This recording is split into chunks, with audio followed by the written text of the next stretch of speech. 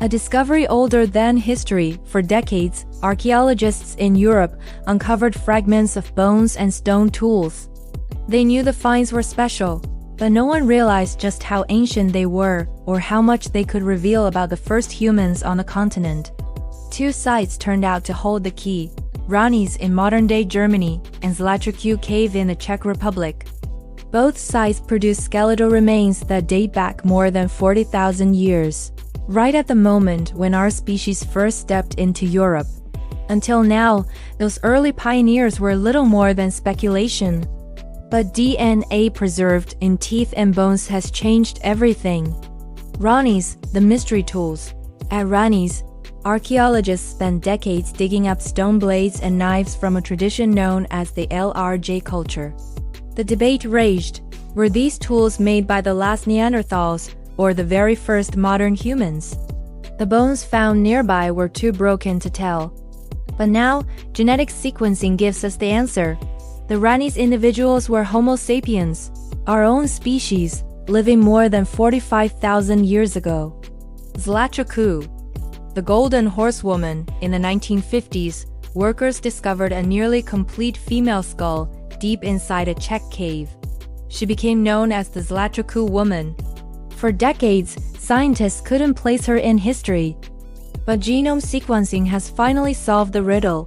She lived between 42,000 and 49,000 years ago, making her one of the very oldest modern humans ever identified in Europe. A lost lineage. Here's where things get shocking. The DNA from both Ranis and Zlatý shows that they were fully modern humans, descended from the same migration out of Africa that gave rise to the rest of us. But their genetic lineages split off early, so early that they left no surviving descendants today. In other words, they represent a lost branch of humanity. A wave of explorers who entered Europe, lived, struggled, and then vanished. Life in Ice Age Europe. Europe 45,000 years ago was a harsh land. Neanderthals still roamed, but their numbers were shrinking. Modern humans were arriving with new tools, new cultures, and new genes.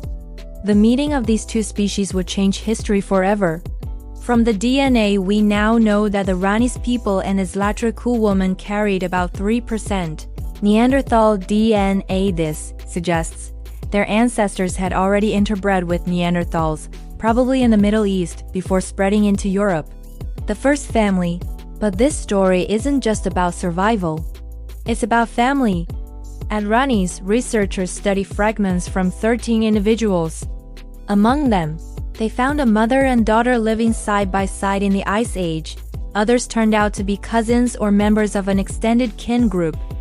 Even more incredible, the Zlatý woman was a distant relative of some Ranis individuals. Something like a great-great-great-grandparent connection. That means families were spread out across hundreds of kilometers, proving these early humans formed networks of related groups across Europe. Why did they disappear? If these were the first humans in Europe, why don't we descend from them? Scientists believe their small population size made them fragile.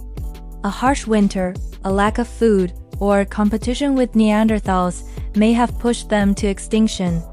Later waves of humans replaced them, carrying different genetic lineages that survived.